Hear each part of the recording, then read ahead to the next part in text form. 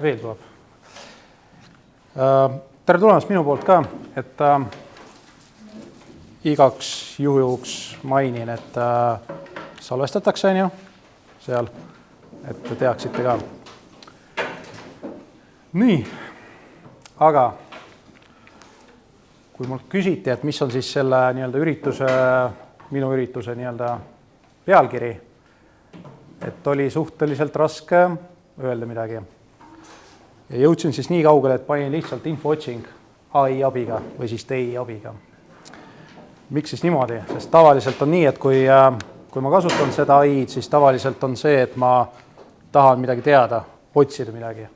Ja sellepärast ongi infootsing. Nii, ärge veel muretsege, pärast jagan teile kõik need asjad, mis siin on, et ei pea nagu muretsema, pildistama. Nii, aga alustame kõige lihtsamast. Panin chati lihtsalt küsimuse, kuidas siis peaks otsima infot. Ja vastus oli enam-vähem selline, et ma ei tea, andke käega märku, kui õpilased saadavad teile enam-vähem sellise tulemuse. Et hakkab suht masendav, on nii või? Et täiesti ühelt poolt midagi nagu oleks, aga teiselt poolt konkreetsust pole üldse. Võikski mõelda, et hakkame lihtsalt igat seda punkti täiendama ja laiendama, aga see võtab nii palju aega, et võib-olla on kergem see õpik ikka lahti võtta iseseisvalt ilma AI-ta ära õppima. Nii, siis mis ma veel uurisin? Ma tahtsin teada, palju seda infot siis on parasjagu meil. Ja nagu näete, nüüd ma küsisin natukene rohkem infot. See esimene osa, lihtsalt palju infot on ja siis ma andsin lisainformatsiooni. Tabelin välja, tekst, audio, kirjavead on meelega jätud, ligikaudne maht ja nii edasi. Ja tuli enam-vähem selline tabel, see on lihtsalt screenshot. Ja kõige huvitavam võib-olla on see, et iga päev toodetakse seda YouTube'i mahtu nii palju, et ei jõua ära vaadata ja see on iga päev. Ehk siis maht on väga-väga suur, isegi need samused EB ja nii edasi. Et seal on nii palju neid nulli järgi, et ei oska isegi hoomata seda. Nii, ehk siis lühidalt, seda infot on nii palju, nagu ülipalju. Me ei suuda seda isegi aru saada, kui palju seda on. Iga päevaga toodetakse üha rohkem ja rohkem. Ja siis, miks me siis ütleme AI-le tere? Me ütleme sellepärast, et AI peaks meid aitama mingil määral. Nii, aga kuidas ta aitab? Ehk siis üldiselt meie soov on saada väljundisse midagi. On see info, on see mingisugune muu informatsioon, mingi kokkuvõte ja nii edasi. Ja minu vaates see väljund sõltub kolmest suuremast komponendist. Sisend, ehk siis meie vaates prompt või siis juhis, siis kontekst ja dataset. Mis seal täpselt selles blackboxis toimub, ei tea täpselt. Söödata sisse ja tuleb vastus ja kuidas täpselt toimub, ei tea. Võib-olla isegi ei ole tähtis. Tähtis on see tulemus. Ja kui me vaatame need kõiki kolme komponenti, ideaalis oleks kõik need kolm komponenti parandada. Aga mitte alati me saame seda teha. Näiteks dataset, kui me seda chati vaatame, ega me neid andmeid seal sisse muuta ei anna. Kasutame nagu on. Konteksti saame natuke muuta, aga mitte nii palju. Nii, aga alustame mingi lihtsamast. Ja siis üks ettepanek on see, et me uurime chati käest, kuidas tema siis tahab, et me esitaks neid küsimusi. Näiteks kirjutasin talle, kes ta on, prompt engineer või see on selline üldine lause. Tavaliselt, kui te kirjutate, et hambaarst, siis ta väga palju infot saab sellest kahest sõnast, ühest sõnast. Edasi, mis ma kirjutan? Ma tahan, et ta aitaks mul seda täiuslikku prompti kirjutada. Ja ma igaks juhuks mainin ka seda, et see prompt kasutatakse tema enda poolt. Peab arvestama seda, et erinevad LLM-id kasutavad natukene teistmoodi. Kui te näiteks tahate mingit muud mudelit kasutada, on mõttekas sinna sisse kirjutada. Nii, ja väljund, mis see on? Et esiteks ma tahan, et ta küsiks minu käest, mis ma üldse tahan. Ja minu tulemuse põhjal ta siis ütleb mulle kaks asja. Ideaalne prompt ja küsimused. ja igaks juhuks tasub ka mainida seda, et kui kasutada sellist nagu põhimõtet, siis tasub öelda, millal me lõpetame. Sest mõnikord ta jääbki ootama lõpmatuseni ja see nii-öelda ootab seda ressurssi. Nii. Ehk siis küsisin midagi ja tuli nüüd selline pikk prompt. Nagu näete, suhteliselt põhjalik, aga mis on kõige tähtsam, on need küsimused, mis siin lõpus on. Sõltuvad minu sisendist. Ma palusin talt, et tema küsis minu käest küsimusi, millele ma vastaks ja vastuste põhjal ta täiendaks seda prompti. Mis annab seda? See annab seda, et ta küsib väga spetsiifilist asja. Ta küsib minu käest asju, mida ma ise isegi ei oleks mõelnud esialgu. Teoorias, kui te väga tahate, te võite siin vastata küsimustele suhteliselt põhjalikult, spetsiifiliselt, iga kord see prompt läheb paremaks ja paremaks. Ja pärast seda, kui see ideaalne prompt on olemas, siis söödate ta uuesti sisse AI-le ja vaatate, mis need tulemused on. Kui ei meeldi need tulemused, siis saab uuesti selle protsessi läbi käia. Ja see annab seda, et esiteks teie räägite natukene paremini, te selgitate AI-le, mis te tahate. Sest kui lihtsalt öelda, et anna mulle mingi info, siis ta arvatavasti annab suhteliselt sihukese häguse asja, mida kasutada otseselt ei saa. Nii. Aga oletame, et seda sammu, mis ma eelnevalt kirjutasin või näitasin, et ei taha seda teha. Ei ole nii palju aega, et seal pool tundi AI-ga rääkida ja vestelda. Siis on olemas custom GPTs või siis custom mudelid, ma ei saa mudelid öelda, ehk siis asjad, kus te saate väga spetsiifiliselt küsida asju. Ehk siis keegi kasutajatest kunagi lõi, kelle on tasuline versioon, saab vaadata Explore GPTs ja seal on näiteks selline variant, et on prompt engineering võimalus. Mis annab seda? See on tähendab see, et see aken, mida te hakkate nägema, ta on väga spetsiifiliselt tehtud selleks, et aidata teil teha see ideaalne prompt. Kõik need eelmised sammud, mis ma näitasin, kus te peate ise selle prompti genereerima ja välja mõtlema ja siis täiendama ja nii edasi, siin on see juba sisse ehitatud. Kui te täpselt ei tea, mida te tahate, siis pigem ma soovitan seda esimest sammu teha, siis see aitab teile enda peas neid mõtteid korrastada. Aga kui enam-vähem teate, mis te tahate, võite aega kokku hoida ja ise teha. Muidugi on see, et kellel on tasuline versioon, saab neid custom GPTs teha vastavalt oma vajadusele. Nagu näete, siin on PySpace'i oma Canva ja nii edasi. Need on juba olemas, kasutage, aga kui teil on vaja väga spetsiifilist asja, saate luua vastavalt siis kategooriale. Nii, aga see on kohe esimene vastus, mis ta andis.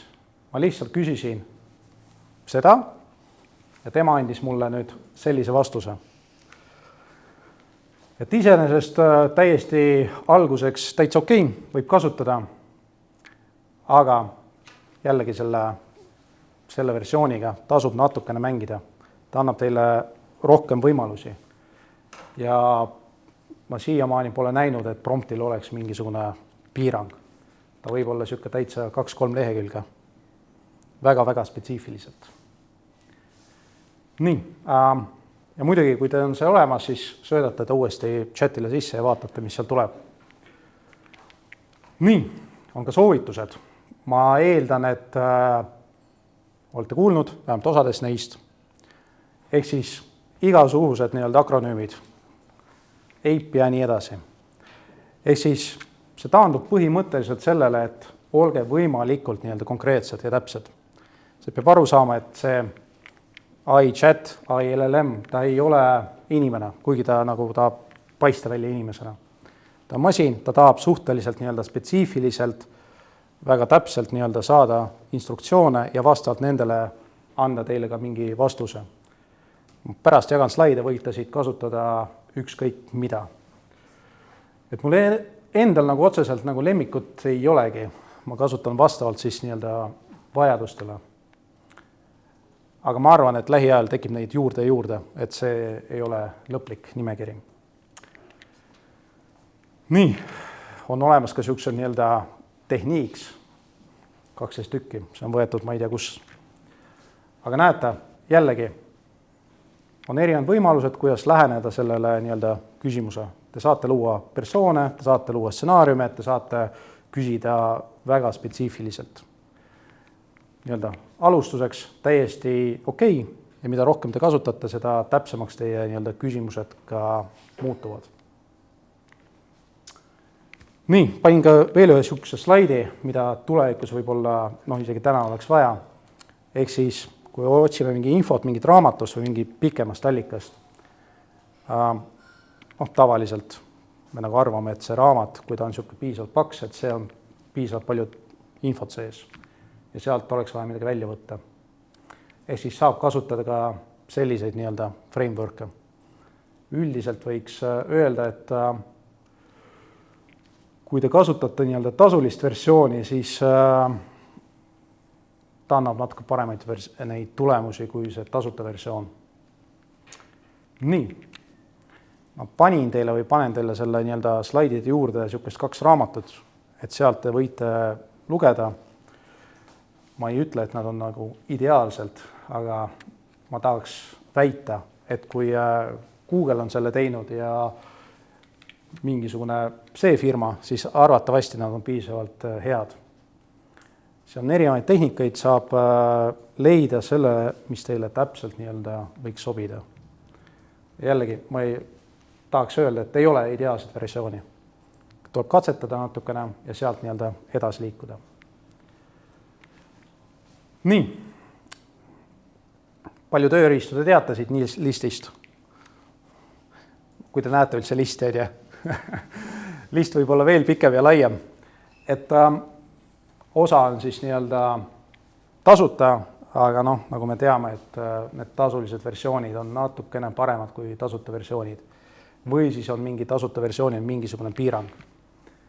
Ehk siis valige endale välja, mis teile kõige rohkem meeldib ja kasutage seda. Mida tasub nagu vältida on see, et on niisugused nagu kampaaniad, et kasuta meie tööriista ja seal sees on veel 10 nii-öelda AI mudelit. Et minu kogemus on see, et see pigem ei tööta niimoodi. Et kui teil on vaja näiteks midagi otsida, siis võite siit midagi vaadata. Kui teil on vaja midagi luua, siis võtate sealt alt näiteks. Nii. Kas need pildid on teile tuttavad? Olete vähem kuulnud?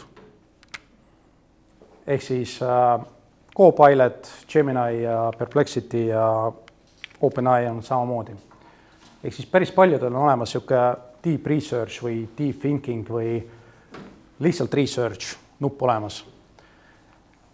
Miinus on see võib-olla, et kui te panete selle funktsiooni sisse, siis ta lihtsalt mõtleb kaua ja pikalt ja laialt. Et kui on niisugune lihtne asi, siis ma pigem seda ei kasutaks. Kui teil on OpenAI oma tasuta versioon, siis teil on vist mingi piiratud nii-öelda võimalused. Aga mina vaatan seda niimoodi, et kui see AI suudab mul päevas kokku hoida mingi tund aega, siis ta juba tasub ära. Ja kui nii-öelda kuus ikka mitu tundi, siis on seda väärt. Nii. Panin siia ka veel ühe raamatu, kes on selle Perplexity nii-öelda fänn, et võib sealt mingi vaadata huvitavaid ideid. Nii, aga alustame. See oli kõik sissejuhatus. Nii, see pilt on AI-ga loodud ja see prompt on siin, kui kunagi on vaja. Nii, aga kui me läheneme selle info otsimisel, siis siin on niisugune hea lineaarne graafik. Teil on mingi küsimus, te hakkate otsima, leiate vastuse, siis on järgmine küsimus ja nii edasi. Põhimõtteliselt tekib niisugune järjestikune liikumine, et saate vaadata ja liikuda suht lineaarselt. Tavaliselt see on suhteliselt lihtsad küsimused. Ma ei tea, näiteks kuidas, mingi torti teha. Et väga spetsiifiline ühes suunas ja ei ole vaja midagi mõelda. Tavaliselt, kus mina salvestan, kõik need tulemused on täitsa suvaline mingi Google Docs või Word dokument. kui ta on lineaarne ja teda on võimalik nii-öelda lineaarselt lugeda, siis täitsa suvaline koht, kus te saate seda salvestada. Tulevikus ma soovitan neid asju nii-öelda teil ikkagi hakata koguma, sest mida rohkem teil seda personaalset infot on, seda kergem teil on. Näiteks, kui te olete kirjutanud mingisuguseid, artikleid, te suudate tulevikus need artiklid AI-le sisse sööta ja öelda talle näiteks, et kasuta seda nii-öelda stiili artikli kirjutamiseks. See aitab suures plaanis. See on see konteksti küsimus. Nii, aga selle järjestiku meetodi on päris suur probleem või viga. Kui te tahate midagi väga-väga pikka või väga põhjalikku nii-öelda kokku saada, siis teil tekib niisugune kilomeeter teksti. Ja mingi hetk see kilomeetri tekst on, ei ole hoomatav enam. Kui on niisugune 10 lehekülge, võib-olla on loetav, aga kui on juba 100 lehekülge AI-st kopitud vastuseid, siis ma arvan, et see on juba suht pointless. Aga siit me läheneme nii-öelda järgmise suunale. Et kui te infot hakkate otsima, siis nii-öelda laiali. Teil on mingisugune spetsiifiline küsimus või teema, te lööte selle omakorda nii-öelda juppideks, siis omakorda juppideks ja nii edasi. Ehk siis tükeldate selle info otsimisel kogu selle protseduuri etappideks. See on niisugune ilus pilt, aga arvatavasti, kui te nüüd peas mõtlete, kui olete otsinud mingisugust väga rasket teemat, siis olete liikunud ühes suunas, siis olete liikunud teises suunas, siis vahepeal nad kattuvad, vahepeal nad ei kattu ja nii edasi. Siin on väike probleem. Nii, aga kuidas seda võiks teha? Kellel on tasuline versioon, siin all kuskil peab olema niisugune nii-öelda project tab või võimalus, funktsioon. Mis see annab? See annab seda, et te saate teha projekti ja projekti eesmärk on see, et ta jätab meelde, mis te olete teinud, te suudate talle anda konteksti, te suudate anda talle igasuguseid lisakäsklusi. Ma ei tea, kas on piirang, aga siiamaani pole projektidel leidnud mingisugust otsest piirangut. Et teete uue projekti ja arvatavasti avaneb enam-vähem selline aken. Siin, mis te näete, on see, et te saate valida mudeli, O3 või mingi 3.5 ja nii edasi. Te saate lisada lisafaile, ehk siis te saate anda talle lisadokumente, mida ta peaks arvestama vastuse andmisel. Ja saata eraldi lisafunktsioonid, lisainstruktsioonid. Nii, jah. Mis minu kogemus on see, et tal on failidel piirang, kas oli mingi 20 faili näiteks, aga nende 20 failidel on vist ka piirang leheküljede arvude poolest. Et seda tuleb jälgida. Kui ta ei saa sellest dokumendist aru, siis tavaliselt siia tekib niisugune, et ma ei saa sellest aru. Palun re-upload või tee mingi muu funktsioon. Tavaliselt, kui on niisugune vähe paksem raamat, siis ma olen seda lihtsalt tükeldanud mingi 3, 4, 5 osaks. Nii, siin ma saan valida mudeli, mis on ülitähtis. Siin on tavaliselt nii-öelda versioonid olemas, et kui on niisugune lihtsam asi, siis saate kasutada mingi, ma ei tea, O3, kui on niisugune üliraske küsimus, siis saate 4.5 kasutada näiteks. Aga peate arvestama, et 4.5 lihtsalt vastuste andmisel kerib, ta võib kerida mingi 15-30 sekundit täitsa vabalt. Nii, üks näidis promptist. Ma ei kasuks näita, et see prompt kirjutatakse siia. Nii, väga hea, et kaugelt keegi ei näe, mis seal kirjas on, ma saan kommenteerida. Okei, aga see on üks prompt, mis oli nii-öelda projekti failides sisse antud. Mis siin kirjas on? Sa oled siis nii-öelda hindaja, palun hinda õpilaste töid vastavalt kriteeriumitele. Ma annan teile õpilaste tööd, kriteeriumid, ülesanne, mida õpilased lahendasid, grupeerimise failid, ehk siis kuidas nad olid jaotud gruppideks, sest oli erinevad grupid. Siis ma annan teile AI-le nii-öelda 10-nädalase õppegraafiku või õppeplaani. Ehk siis see kontekst, mis nad pidid selle 10 nädala jooksul ära õppima, et ta ei hakkaks kuskilt mujalt asju uurima. Ja lisaks ma andsin ka listi põhiterminitest. Jällegi see on see konteksti küsimus, et võib arvata, et AI teab kõike, aga ta teab natuke paremini, kui te väga suunate teda küsimustele. Ehk siis ma selgitasin lahti, et mis sa tee, palun vaata analüüsi, hinda ja nii edasi ja väljundisse anna mulle mingi Exceli fail, kus on siis nii-öelda tulpades välja kirjutatud nimi, nimi ma mõtlen seda, et mitte täisnimi, vaid mingi eestähed, ärge täisnime sisse toppige sinna igaks juhuks. Ja siis hinda vastavalt siis, mis mul on siin mingi 20 kategooriat. Ja hindamise palun tee siis protsendi põhjal vastavalt siis kriteeriumitele. Siia tavaliselt ma olen veel lisaks kirjutanud ka seda, palun arvesta ainult neid faile, mida sa tead, mis ma olen sulle andnud, ära kasuta mingeid muid tehnikaid ega võtteid. Sest AI-ga on tavaliselt see probleem, et kui ta ei saa aru, siis ta hakkab asju välja mõtlema. Aga kui te väga spetsiifiliselt kirjutate talle, et ära kasuta ja kui on tekkinud mingi probleem, siis kirjuta, et on tekkinud probleem. Ehk siis, kui tavaliselt õpilase töid, ma ei tea, pool päeva saab hinnata, siin on niisuguse ühe klikiga, kõik on tehtud. Ja siis siit saate nii-öelda korrigeerida, kas protsendina või siis muu hindamismaatriksi alusel. Ja ma arvan, et teil on piisavalt palju tarkust, et aru saada, kas ta hindab õigesti või valesti.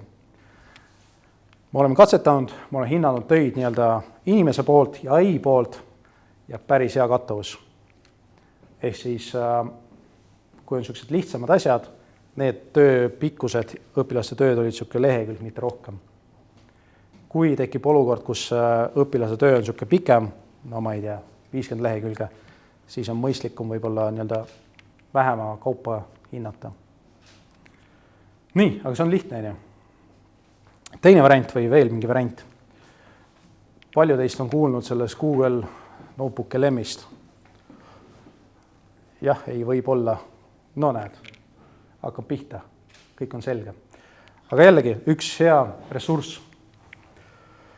Ehk siis Google kontoga, enamusel see peaks olema, täiesti tasuta siiamaani. Seal on nii-öelda tasuline versioon, aga peate vaatama, kas teil on seda vaja. Hetkel, kui te alustate, on selline pilt, ehk siis saate luua neid notebook'e rohkem kui ühe, ehk siis saate luua kas nüüd teema alusel või siis kui te otsite midagi või mingi muu kategooria alusel. Ja selline on see interface. Mida te siin näete? Te näete allikaid. Ehk siis see on kõige tähtsam. Kui teised LM-id tavaliselt kasutavad niisugused üldteadmisi, see kasutab ainult või enamuses neid allikaid, mis te olete sisse söötnud talle. See on siis see, kus te kirjutate oma küsimusi ja siin on lisafunktsioonid, see, mis mul oli ka kuskil slaidil olemas. Nii, mis see annab meile? Ehk siis lähme tagasi chati. Meil on vaja infot. Kirjutame chati, mul on vaja infot mingi teatud teemal, ise valite, mis seda teema pakub ja väljundiks ta peaks andma mulle tabeli. Tabelis peaks olema siis nii-öelda raamatu nimi, autor, link, mis on tähtis selle PDF-ile ja nii edasi. Hetkel ma panin nii-öelda 10–15 tulemust. Kui teil on olemas omad raamatud, siis on nagu veel parem, aga oletame, et teil ei ole seda. Teil on lihtsalt mingi üldine teema ja selle teema raames te saate või tahate leida mingi lisainfot. Nii, see on siis väljund, andis listi, nimetus, nii edasi. Kõige tähtsam on see link, mis siin keskel on. Ja mis see link annab? See link annab teile ligipääsu raamatutele. Minu loogika on see, et kui raamat on niisugune 300 lehekülge, siis ta on juba asjalik asi. Kui on veel paksem, siis on veel parem. Et kui on niisugune 10 lehekülge, võib-olla ei saa öelda, et see on raamat. Nii, aga miks see vajalik on? Pärast kasutama. Nii, teine koht, kus meil infot on vaja. Kes seda SciSpace'i teab või on kuulnud? Näed, iga päev õpime midagi uut. Nii, jälle üks keskkond. Tal on tasuta ja tasuline versioon. Tasuline versioon tasub ära ennast väga palju. Ehk siis ta otsib artikleid, ta otsib siis nii-öelda andmebaasidest artikleid. Tal on olemas nii-öelda lisafunktsioonid, kui maksate, võite neid kasutada, aga meid huvitab siis nii-öelda see aken kõige rohkem. Standard, high quality ja deep review. ehk siis oletame, et teil on mingi teema, kirjutate sinna sisse ja tekib enam-vähem selline pilt. Ehk siis siin on kokkuvõte esimesest 5 sellest valikust või artiklist. Siin muidugi peab märkima seda, et kui te panete siin nii-öelda filtri linnukesed, siis see aken ka muutub automaatselt. Siin hetkel mul on pandud, et ma tahan PDF-e, sest mul on vaja dataseti ja mul on vaja best of the best nii-öelda top papers.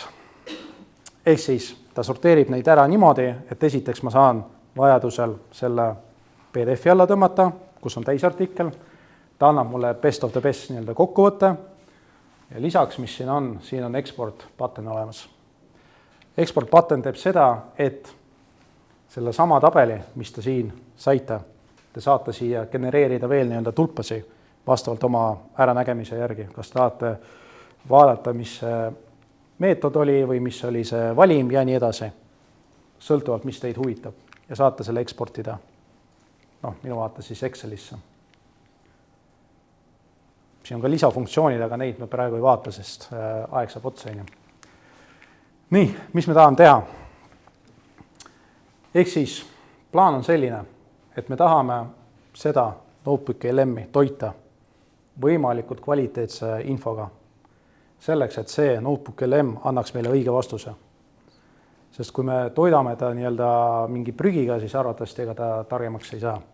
Aga kui me võtame sealt SciSpace'ist õiged PDF-id, mis meid huvitavad, võtame kokkuvõtte, võtame tekstkokkuvõtte, võtame paar raamatut, paar YouTube'i ja lükkame siia Google Notebook LM-i, siis ta muutub päris targaks juba. Ja sellest on meil juba abi. Nii, aga oletame, et teil ei ole neid raamatuid, siis seal Notebook LM-is on nagu selline funktsioon nagu Discover Sources. Kus ma olen seda kasutanud, on seda, et ma tean, et mingi üks raamat või mingi asi on ülitähtis selles teemas või valdkonnas. Teooriast need võivad olla kas teie enda slaidid või doksid või siis mingisugused lingid või lihtsalt tekst. Ja siis annate talle alguse, siis vajutate Discover Sources ja siis vastavalt sellele, mis te olete juba talle sisse söötnud, ta annab samasuguse kvaliteediga asju teile ette. Tasuta versioonil on piirang 50 tükki, aga kui te olete juba 50 raamatut läbi lugenud, siis arvatavasti te juba midagi teate. Mõnikord on tekkinud olukord, kui raamat on 600 lehekülge, siis ta ei taha seda nagu lugeda. Aga mis ma olen teinud, ma olen lugenud lihtsalt tükeldanud need juppideks. Et siuke 300 lehekülge raamat ta sööb päris hästi. Nii. Tuleb tagasi korraks. Ja oletame, et teil on need samused kõik materjalid olemas. Ehk siis, mäletad, seal keskel oli siuke chati koht, aga seal lisaks on olemas nüüd selline mindmap nupp. Mis ta teeb? Kui te võtate ühe raamatu, siis ta loeb selle raamatu läbi ja genereerib teile mindmapi. Ehk siis genereerib neid samuseid topikuid, mis teid võiks huvitada. Osa arvatavasti teate, osa võib-olla ei tea ja see annab väga hea ülevaate, mida te ei tea. Pluss tuleb nüüd selles, et kui te panete näiteks 2-3 raamatut kokku ja ütlete, tee mindmap selle 3 raamatu põhjal, siis ta genereerib 3 raamatu põhjal. Kui te panete 50 allikat ja öelge, et tee mulle mindmap, mis hõlmab kõik need 50 allikat, pane nad mingisuguse struktuuri järgi, nii et ma saaks aru, siis ta paneb 50 allikat ühe mindmapi peale.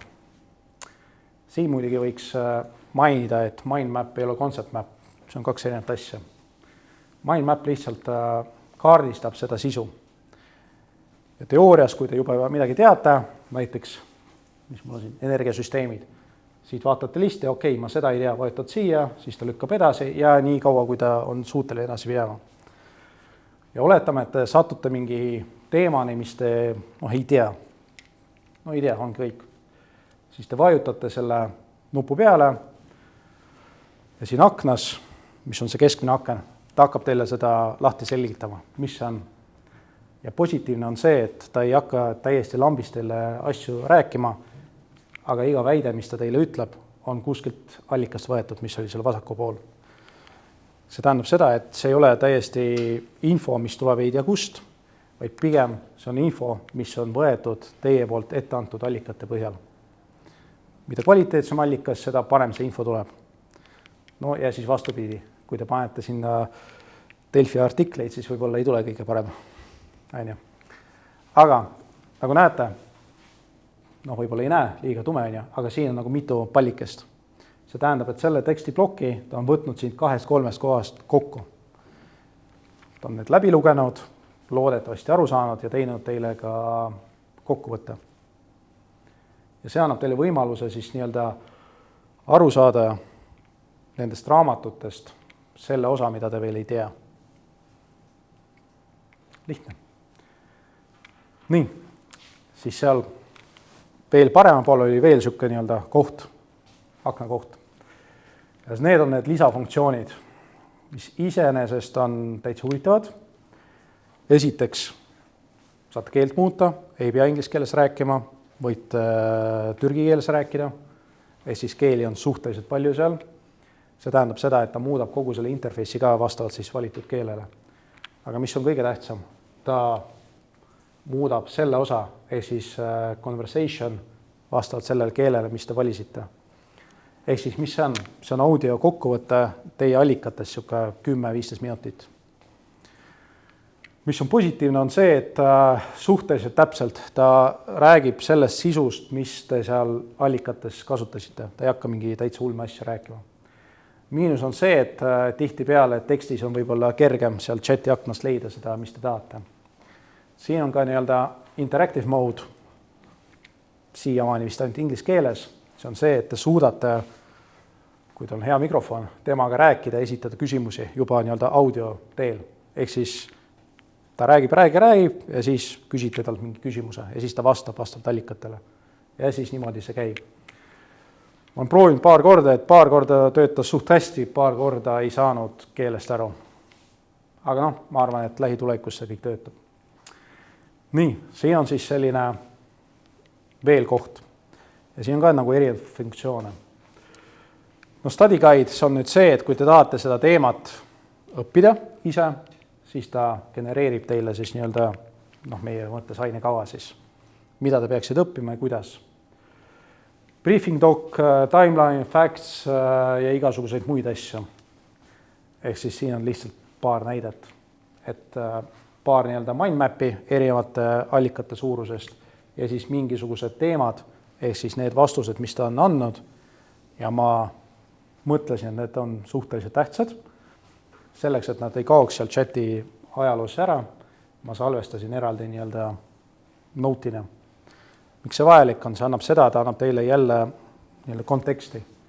Sest kui te lugesite see läbi, saite aru, jah, see on mingi asjalik asi, et ta ei kaoks ära, save'ite ära ja siis võite tulevikus järgmises notebookis kasutada seda kui allikana uuesti.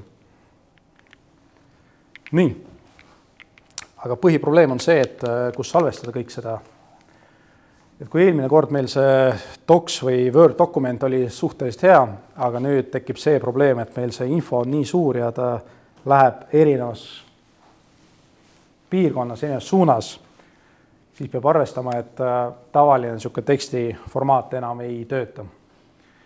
Ma ise olen kasutanud Mirot, aga on olemas igasugused muid whiteboard nii-öelda aplikatsioone. Ehk siis, mis see annab? See annab seda, et teil on mingi tekstiblokk ja veel mingi tekstiblokk, te suudate neid ühendusi luua, aru saada, kuidas te jõudsite siit sinna, saate igasugust lisainfot anda ja pärast, kui on tekib mingisugune komplekt infot, siis te suudate välja zoomida ja aru saada, kus te olete ja siis edasi liikuda, sisse zoomida. Et neid variante on päris palju, et täitsa vaba valik. Et point on see, et meil on vaja see pilt kuidagi saada koos infoga siis mingi kohta, kus me saame tulevikus seda kasutada. Nii. Nüüd on järgmine probleem. Probleem on see, et kui meil on neid kastikesi ja ühenduskohti ülipalju, kas Miros või mingi muus keskkonnas, siis me peaks nagu aru saama, kuidas nad omavahel koos töötavad, kuidas nad sobituvad üksteisega. Ehk siis teil on mingisugune keskne idee ja sealt hakkas harnemini liikuma. Ja nüüd siin on kõige tähtsam on see, et kuidas see kastike seostub selle kastikesega. see linking word, mis siin vahepeal on. Kui seda linking word ei ole, siis ta on juba mindmap ja ta on lihtsalt kaardistus. Aga me tahame, et seos oleks. Nii. Ehk siis siuke ilus pilt tekib teil mingi hetk.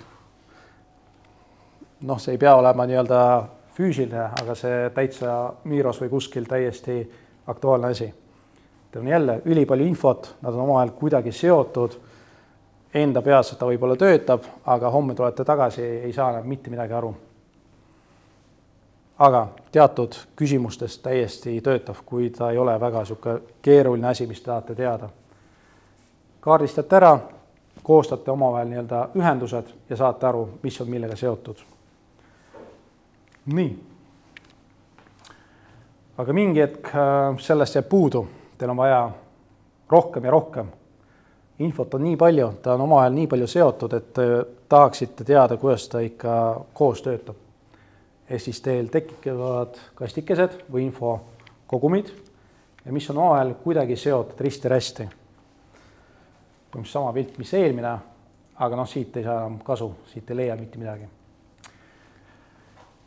Ja siin on siis siuke second brain nii-öelda loogika järgi, et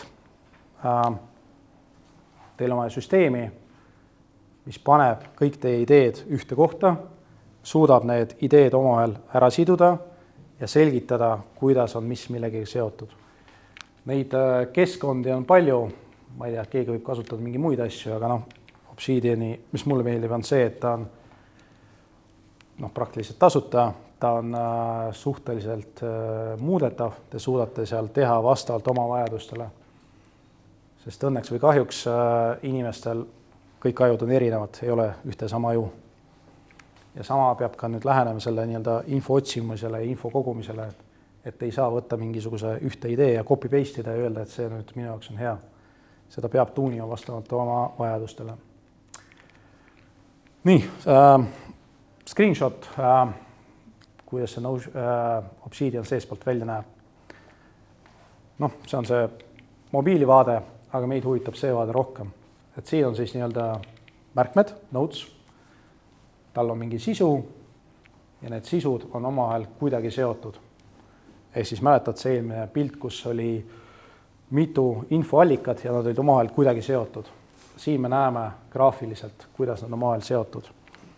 Mida rohkem te sinna seoseid loote, seda kergem on pärast seda ka kasutada. Tal on olemas nii-öelda oma nii-öelda search, aga search, mis teeb, ta otsib lihtsalt sõnu siin notidest. Aga ta seosed nii hästi ei näita. Siin on päris palju igasuguseid plugineid ja lisafunktsioone. Kui te tahate kasutada, otsige, mis teile rohkem meeldib. Saate muuta kogu seda graafilist interface'i, saate muuta, kuidas ta omavahel suhtleb. Mis mul on tehtud see, et mis on positiivne, mul on mitu riistvara ja kõik need notes'id on omavahel nagu seotud. Et kui ma telefonis näiteks midagi leian, save'in ära, siis ta on siis momentaalselt nagu kõikides tehnikates. Nii, aga milleks seda vaja üldse on? Ja siis oletame, et teil mingi hetk tekib mingisugune arv infot. Nad on omavahel suhteliselt hästi seotud. Mida paremini te seota, seda muidugi parem. Ja pilt on see, et juba graafiliselt näiteks, kui teete mingi teemat, vajutate, ei tööta, vajutate siia peale ja siis ta näitab need seosed, mis on lähimad kohad. Ja saanud võimaluse juba graafiliselt kaugelt vaadates aru saada, kuidas mingi üks info on seotud teise infoga. Aga sellega on miinuseid. Ei ole miinuseid, plussid esiteks. Plussid on see, et kõikide notes'idel ei pea olema seos teistega. Mingi asjad võivad lihtsalt nii-öelda koguneda teil nii-öelda nagu mingi faktid, võib-olla te ei tea mingi huvitav fakt, aga kuidas ta teistega seotud, ei tea, las ta olla pigem. Seal sees on nii-öelda tagid, connectionid ja map of content funktsioonid. Ehk siis te suudate siduda nad kokku. See on lihtsalt üks näidis, mis ma screenshoti võtsin. Nii. Mingi hetk tekib nüüd selline jama. Kui te teete seda piisavalt hästi ja piisavalt kaua ja piisava täpsusega, siis vahepeal tekivad niisugused ämblikuvõrgud ja sealt enam leida midagi on suhteliselt raske. Jah, muidugi te võite siia nii-öelda mingi asjanduse peale vajutada ja siis ta näitab, kuidas see on teisega seotud. Te võite siit nii-öelda otsida, tal on veel mingi lisafunktsioonid.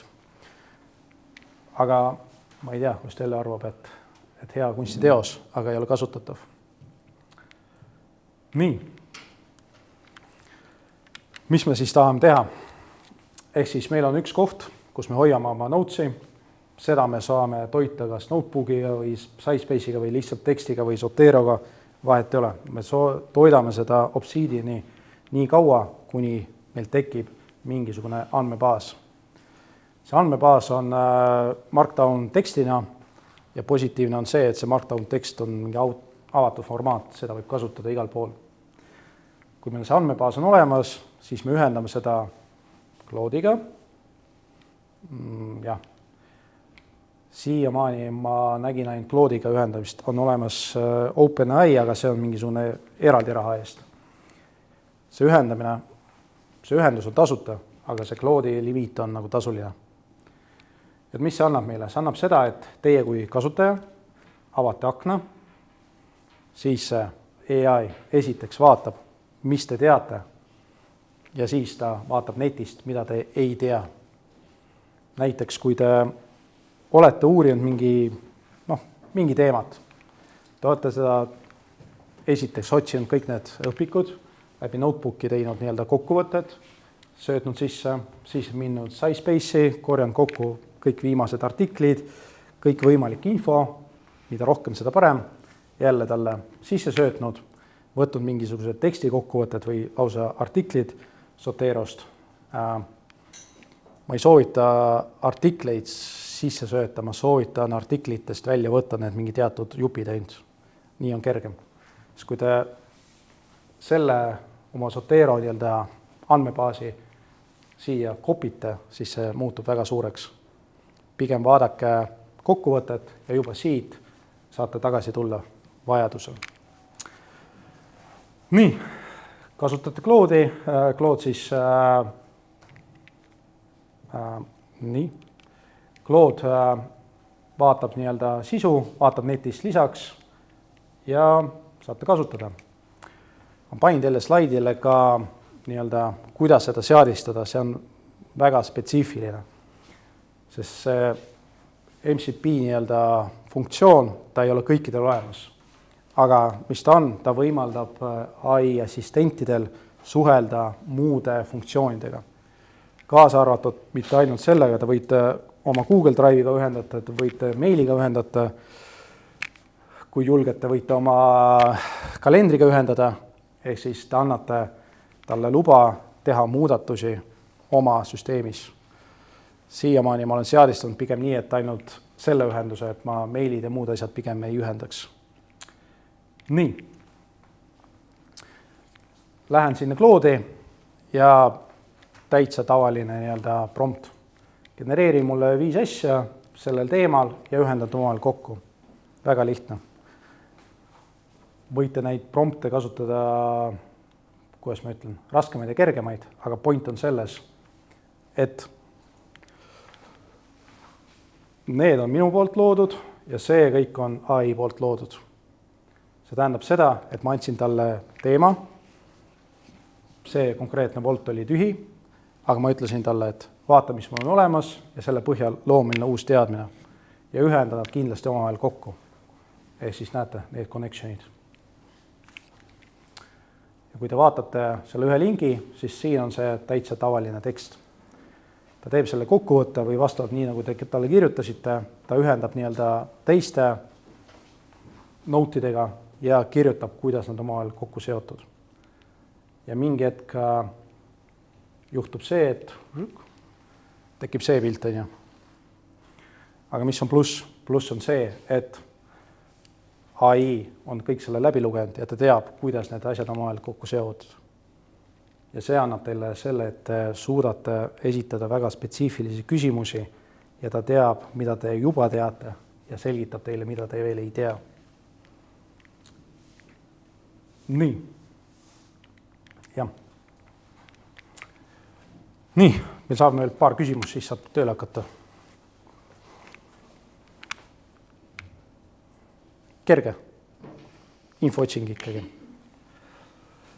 Jah, võib-olla nii palju, et kui te teete mingi tordi retsepti, et võib-olla ei ole vaja seda kasutada, ja on mõistlik kasutada midagi kergemat. Kui teil on vaja mingi suurt asja kokku võtta ja aru saada, siis pigem võiks seda kasutada või siis heal juhul seda. Küsimus on ju selles, et kuidas see info, mis te olete juba ükskord nii-öelda kokku korjanud, kuidas te saate seda kasutada veel kord? Kas kõik need süsteemid saavad eesti keelest ka aru? No ma isiklikult ei kasuta eesti keel, sest inglise keeles tulemused on paremad, sest ta on treenitud inglise keeles. Siis ma saan aru, et ta ikka vaatab inglise keelt ja siis tõlgib selle. Sest osa sõnu inglise keeles tähendavad nagu midagi muud. Et ma ise ei kasuta inglise keelest varianti. Aga seal saab tõlkida. Ehk siis selle arusalul oleks parem näiteks otsida mingi informatsiooni eesti keele, inglise keeles, siis pigem pärast juba seda pildile ära, et siis vähem oleks seda nagu selle sõnumi nagu kaotus oleks vähem. Jah, et ma kasutan ingliskeelseid neid õpikuid ja manuaale ja kõike seda, et seal on, te võite eestikeelset ka kasutada, ingliskeelsed on paremad. Ja selles mõttes, kui enda töö, mida sinna koguda eesti keeles, eks ole? Jah, siiamaani ma ei olnud, ma ei näe selles tõlkimises probleeme. Et mida aeg rohkem edasi, seda paremini ta suudab tõlkida, aga lihtsalt teatud terminid, mis on nagu inglise keeles tähendavad ühte ja kontekstis või lauses tähendavad ühte. Ja kui sa tõlgid selle üks ühele, siis ta eesti keeles võib-olla ei tähenda seda sama. Ma ei oska mingi näidet tuua, aga arvatavasti teate mingid sellised väga spetsiifilised. Ja mõnikord on see, et mõnikord tõlgitakse mingit asju nagu väga imelikult, nagu viibadisain, et keegi teab, mis see on prompt engineering. Et kui te ütlete prompt engineering, siis arvatavasti enamus saab aru, mis see on, kui on mingi viibadisain, siis kõik arvavad, et see on see pangakaardi viibadisain. Nii. Jah, teeme mingi harjutusi ka. Tulite siia ikka tööle ju.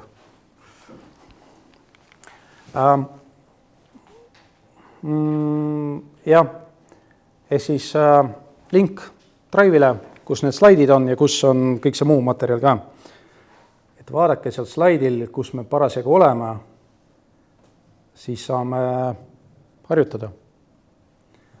Et miks ma jagan seda praegu, et ei peaks nagu ümber trükkima, saate sealt PDF-is nii-öelda copy-paste ida neid prompte asju.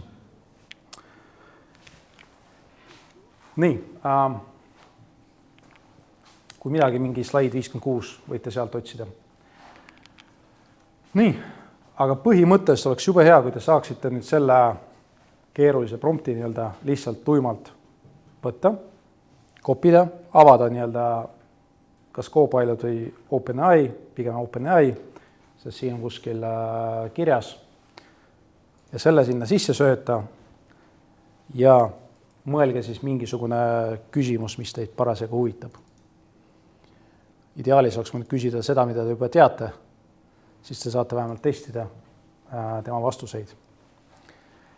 Ja mis ta siis peaks tegema? Ta peaks genereerima teile selle prompti ja ta peaks genereerima teile ka küsimusi, mille alusel te saate nii-öelda täiendada seda prompti. Et kui ta küsib midagi, mida te ei taha vastata, siis te ei pea vastama. Te võite ka need vastused täiesti ise täpsustada. Ehk siis selle tegevusega saab täpsustada, mis te tahate. Ja see annab teile seda, et esiteks te oma peas nii-öelda struktureerite seda infot ja teiseks te väga spetsiifiliselt annate chatile teada, mis te tahate temast saada kaugemas tulevikus. Ideaalis oleks muidugi avada veel üks aken, kus te saate vahepeal nii-öelda testida, et see prompt, mis ta teile annab, saate katsetada sinna lisaaknas või lisatääbis, kuidas teil kergem on. ja vaadata, mis see vastus tuleb. Ja noh,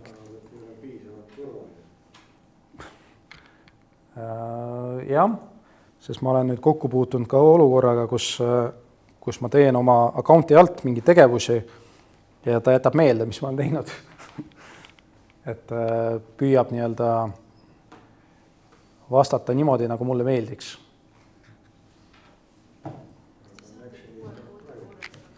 Jep.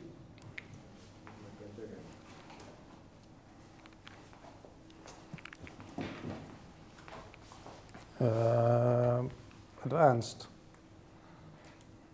ja kuskil proceed.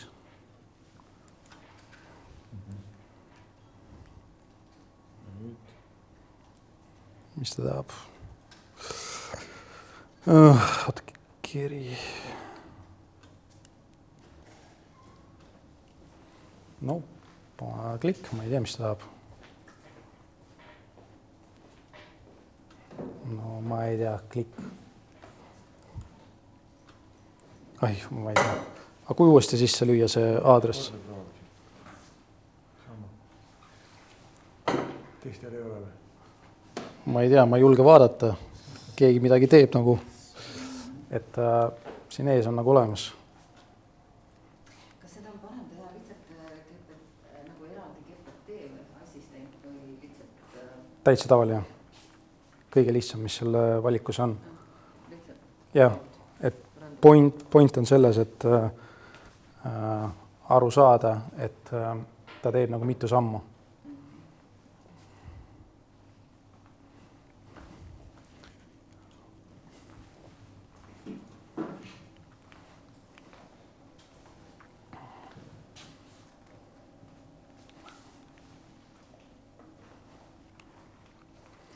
Ja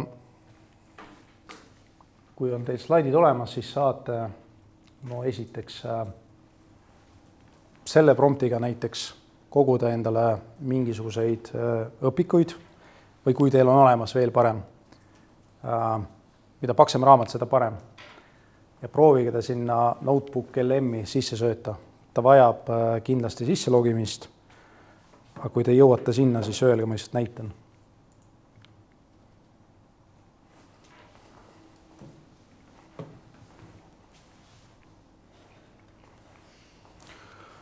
Jumal küll, mis see on? Oota, kui see hakkan lihtsalt kinni panna. Jah, või uus tääb avada. No, oli lihtsalt uus tääb. Aga lähme siia aadressile see. Kas lihtsalt Notebook LM nii-öelda otsingusse või sama aadressiga?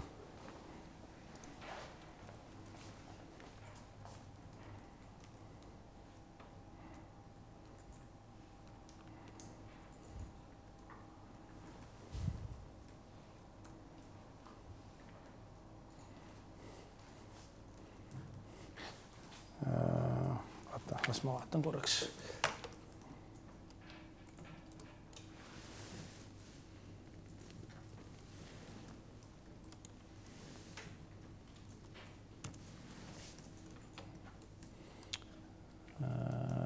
Arvuti on liiga turvatud.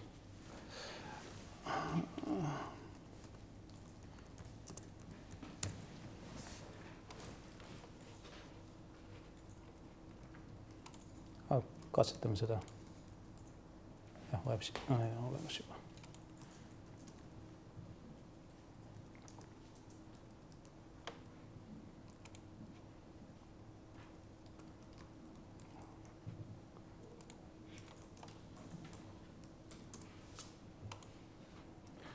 Noh, siia saab kirjutada mingi teema, mis huvitab.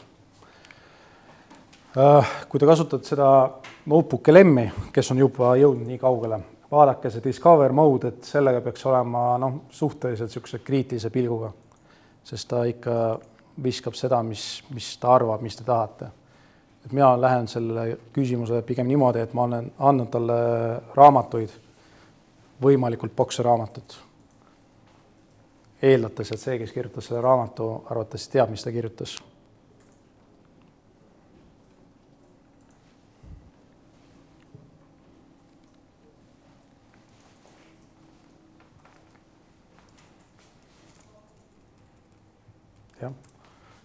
noh, siit teoorias võiks vähemalt ühe raamatu nii-öelda alla tõmmata, noh, desktopile kuhugi. Ja proovida sinna Notebook LM-i nii-öelda ta sisse sööta uuesti.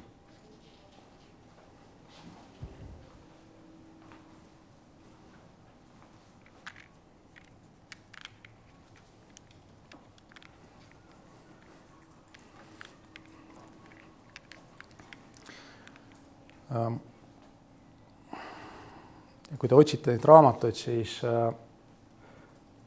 noh, vaadake igaks juhuks, millal see AI tuli välja ja millal see raamat tuli välja. Et raamat oleks enne AI tulekut nii-öelda valmis kirjutatud.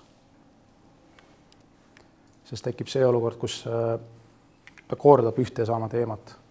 Keegi näiteks ütles välja mingisuguse väite.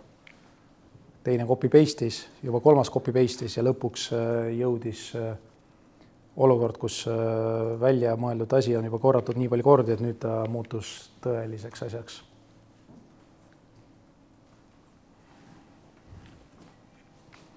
Nii, aga küsige küsimusi, kõik on nii tõsised päeva lõpus.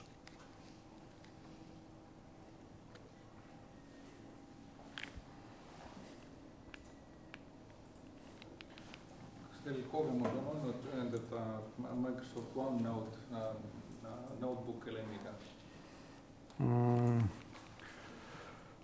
Kui Teil Achieve on selle asemel, aga kas olete proovinud? No kui te viitsite kõik need asjad välja printida ja siia sisse sööta, nagu failida, nagu PDF-ida, sest siit ta nagu on okei, kui ta on Google Docs ja kui te Google Docsi muudate, siis ta saab aru. Aga Microsofti asjaga ta nagu niimoodi sinkida ei saa. Ehk siis ta on Google'i poolt loodud ja eelistab Google Docse. Ehk siis näiteks teil on mingisugune, uurite mingit teemat ja teil on mingisugune teatud fail. No te teate, et see fail on see, kus te söödate kogu aeg uut infot sisse. Siis te lingite ära selle Google LM-iga ja iga kord, kui te upgrade'ide oma Google Docsi, siis siit ta saab ka aru, et on midagi muudetud, vajutate seal kuskil on see sync nupp ja siis on uued asjad sisse söödetud.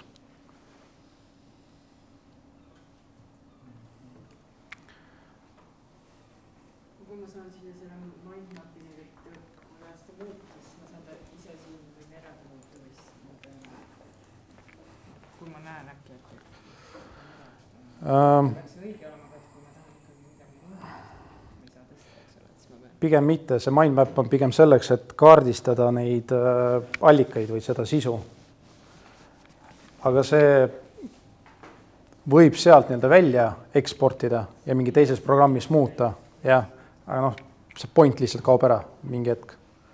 Sest selle mindmapi põhiidee on see, et kui seal on mingisugune termin, mis te ei tea või noh, tahate rohkem teada, siis te vajutate selle termini peale ja seal kõrval aknas selgitab pikalt ja laialt, mis see on.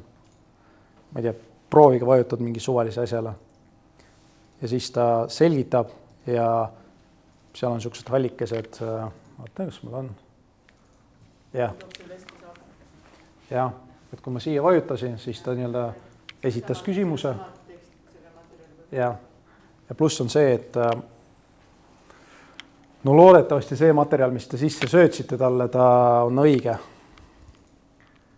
Ja siit, kui te näiteks kahtlete või tead rohkem teada, siis saab selle hallike pallikese peale vajutada, siis ta rohkem siin vasakul avab selle koha, kus on võetud. Ja saate minna sügavamale ja sügavamale. Ja noh, see süsteem on hea, aga probleem võib-olla on selles, et ma ise olen sealt nagu lihtsalt kasutanud info otsimiseks ja info nii-öelda süstematiseerimiseks, aga ikkagi copy-paste on seda teksti siis nii-öelda kuhugi teise kohta. Seal, jah, siin olemas see noteside asi küll täitsa olemas, aga tavaliselt, kui me midagi otsime, siis me tahame selle infoga siis midagi peale hakata. Niisama kogumine on ju pointless. Et kui te oletame, et kirjutate referaati, siis kogute infot ja siis pärast selle põhjal teil tekib mingi PDF, Word. aga eneseõppimiseks täitsa okei. Kes julgeb, võib seda interactive mode ka katsustada, et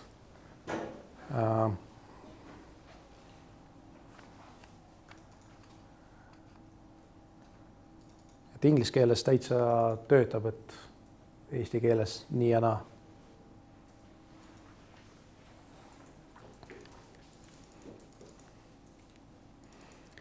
Nii, küsige veel midagi head, huvitavat.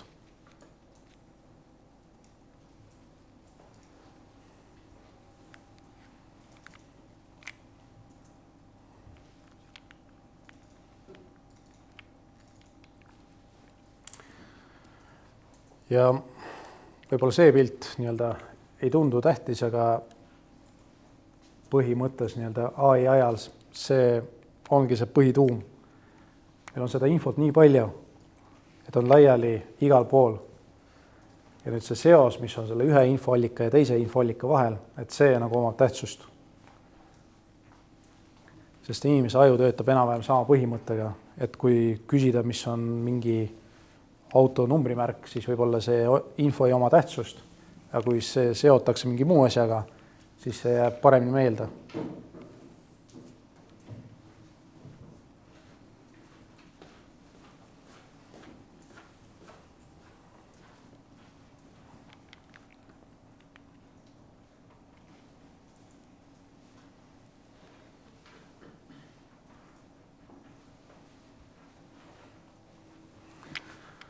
Nii, kuidas läheb?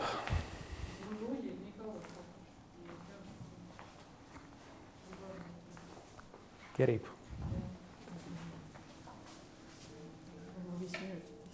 Ja.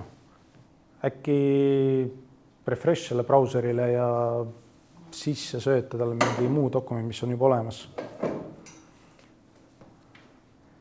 Tal on see, et tal oleks vaja mingisugust, täitsa olemas.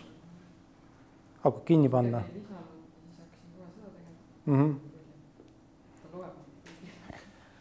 Selles mõttes jah, ta loeb need läbi. No, kus loeb läbi? Salvestab seda info, mis seal sees on. Et ärge sinna mingi isiklikke asju küll visata. Jah, aga selle põhjal saab juba katsetada vähemalt.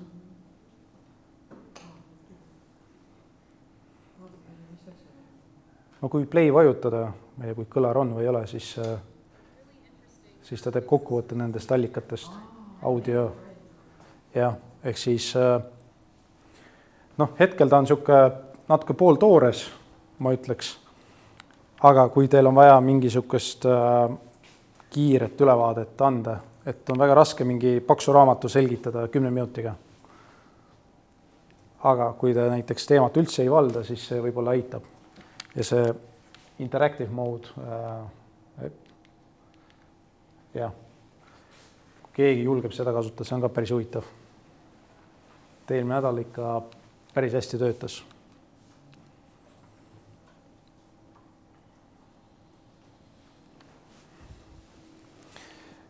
Kas võiks küsida, kus see interactive mode võiks leida?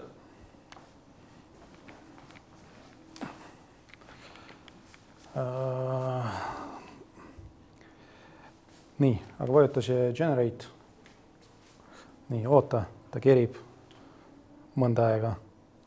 Ja sinna alla peaks tekkima see button.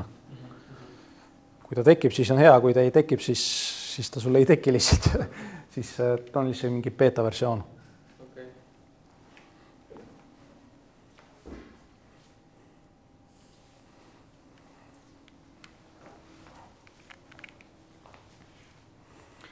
Nii, kuidas teist läheb?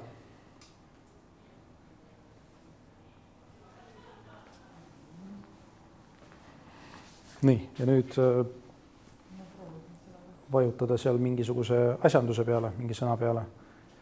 Nii, ja nüüd vajutada veel sinna kuhugi. Nii, vaata.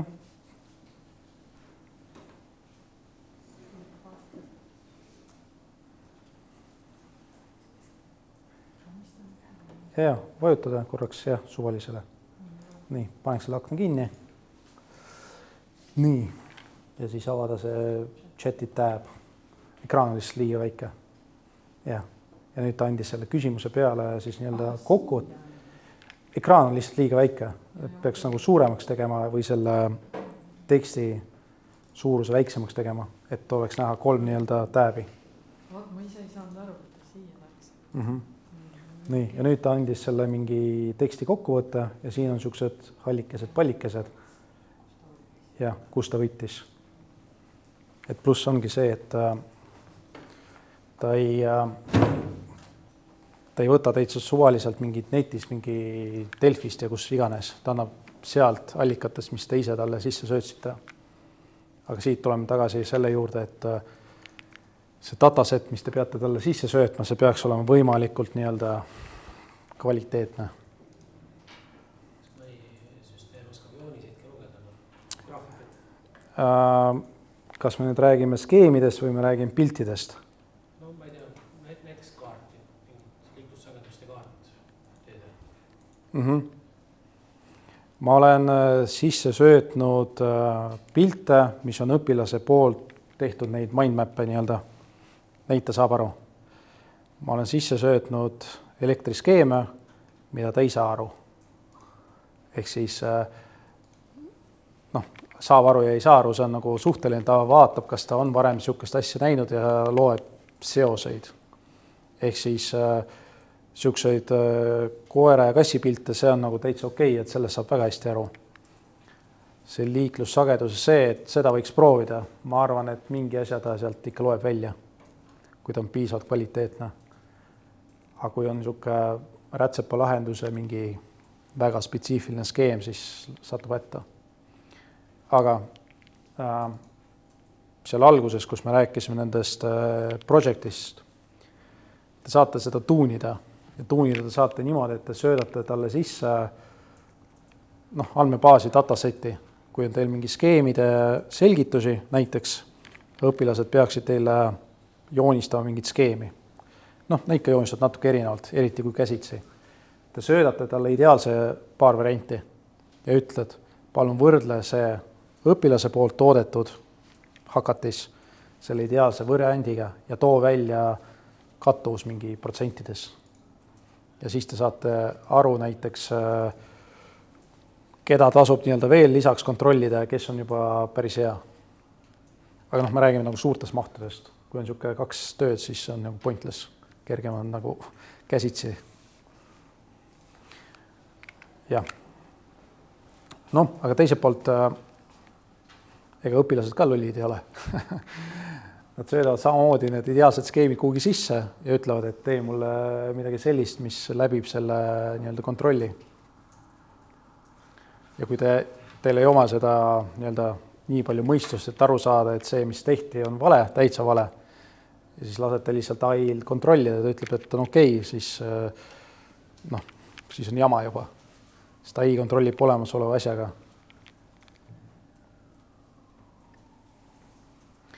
Ja see mudel, mis on OpenAI 4.5, see on nagu päris tark. Ma ütleks, et praegu vist niisugune best of the best. Aga see ei tähenda, et teised ei jõua järgi. Ma ei tea, meil on maks 10 minutit aega. Kell 4 minu teada pidi olema kuskil seal. Ja. Nii, aga Aga see 4 ja 5, kas oli see kategooria, et ta vist võib ka siis ta palju korjab infot? Jah, see 4.5, niisugune lihtne küsimus, mõtleb juba mingi 5-15 sekundit. Aga kui teil on vaja see õige info sealt saada, siis ma arvan, et te ootate ära oma 15 sekundit. Kui on mingi, ma ei tea, retsept, siis pole mõtet. Nii. Seal lõpus on veel igasugused lisamaterjali, mida me ei vaadanud, aga kui nii-öelda kasutate siis nii-öelda õpilastega, et saate sealt mingid ideid võtta. Terminitest me ei rääkinud, sest ma eeldan, et enam-vähem kõik võiksid teada. Kõik on vähemalt üks kord elus kasutanud LLM-i ja prompt engineeringut ja nii edasi.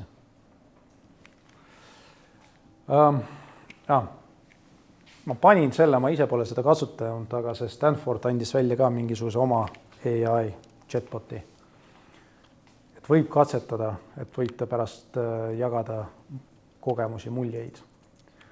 Aga noh, selle miinus on see, et mäletate seda esimest pilti, kus oli see black box.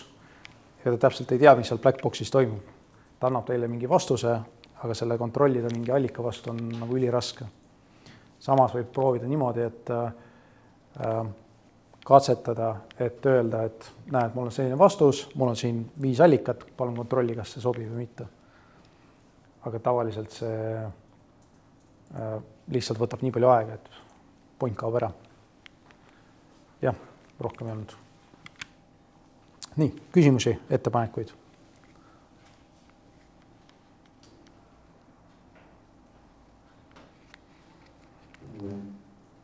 Päeva lõpuks kõik on nii tõsised.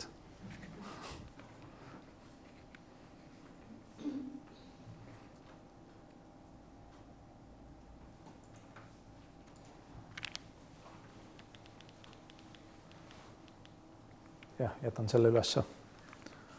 Kuidas sa näed, kui järjest rohkem ja rohkem me kasutame igasuguseid infotehnilisi vahendeid ja programme, et kas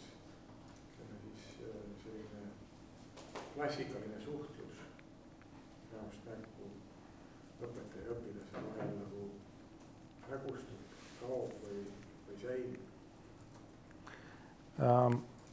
Noh, kõige parem näide on see koroona ja Zoomi näide. Et siis, kui oli koroona, siis kõik järsku hüppasid Zoomi ja kõik arvasid, et okei.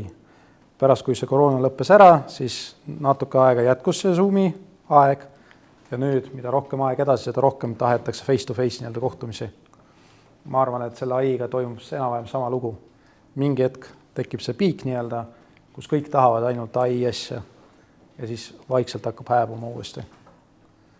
Siis noh, ma arvan, et enamus saab aru, et see AI chat on ikka nagu masin. Ma ütlen, et kui nüüd vanast olid suulised eksamid ja kirjalikud eksamid, nüüd on põhiliselt nagu igasugused testid ja sellised asjad, et kas suulise eksami või ütleme, kirjalikult esitatud, mis tahes variandiga koostatud see töö on esitatud, kas pärast seda peaks ka kuidagi katsuma seda, kas inimene nagu aruga sai, millest ta kirjutas ja kuidas ta seda üldse nagu mõistab.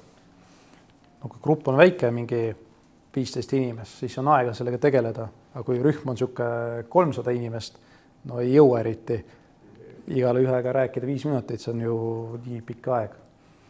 Aga nagu me näeme, et hariduses tavaliselt on, et rühmad lähevad suuremaks ja kontakttundide aeg väheneb. Mis tähendab seda, et ideaalis jah, oleks hea, annad igale ühele 15-20 pool tundi aega, et selgita, aga noh, kellel seda aega on, tuleb läheneda kuidagi teistmoodi. Et kõik need referaadi kirjutamise ajad, need on nagu möödas, et see on nagu nii pointless praegu üldse saab olla. Et see AI kirjutab õiget teksti, aga noh, see on see paberil, seal peas ei ole enam midagi. Et see ongi see idee, et AI-d peaks nüüd suunama õpilasel kasutama niimoodi, et ta kasutaks seda selleks, et luua seoseid mingi teatud infoallikate vahel või infomõistete vahel. Siis on nagu mingi point jääb külge. Aga noh, võib-olla kuskil eliitkoolides, kus on niisugused 10 õpilast klassis, et seal on see suuline asi nagu võimalik, aga niisugused suuremates koolides pigem mitte.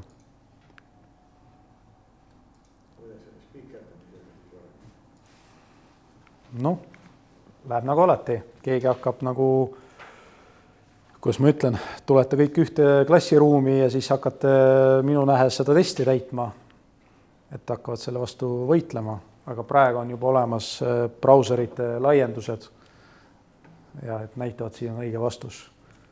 Et see testi tegemise, nagu see point nagu kaob ära üldse, et me enam ei testi nii-öelda õpilase teadmisi. See on lihtsalt mingi tegevus, mis ta teeb läbi. Ülesandud peaks olema sellised, kus sa võid kõiki materjale ja AI-d kasutada ja siis nagu jõudma tulemusele, mida saab siis. See on just oluline, siis ta ongi selge, kas mõistis või mitte. no minu kogemus on see, et kõik, mis on nii-öelda graafiline, mis on nii-öelda skeem, pilt, et see on nagu päris hea.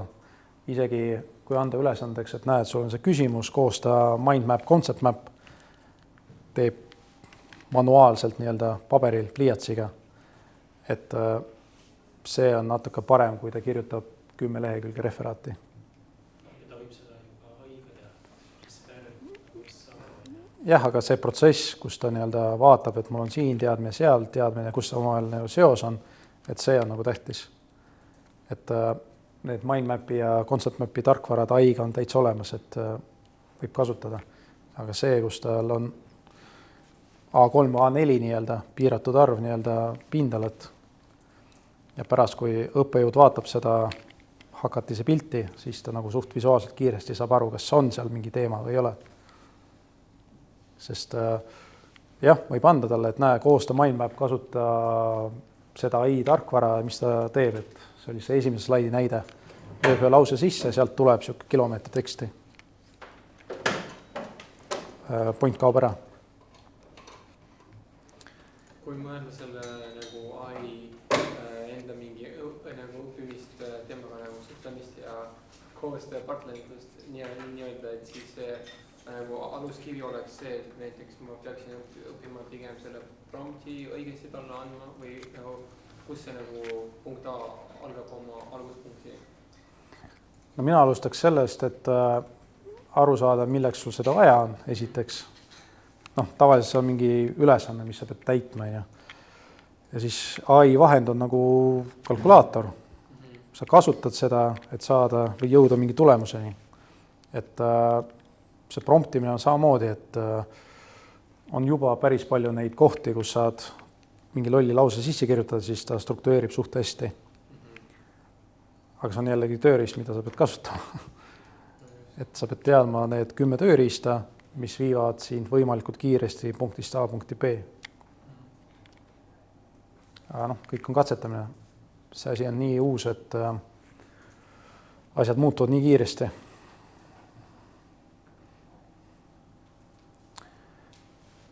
Nii, aga ma ei tea, kui rohkem küsimusi ei ole, hakkame vaikselt lõpetama, sest meil aeg pressib peale.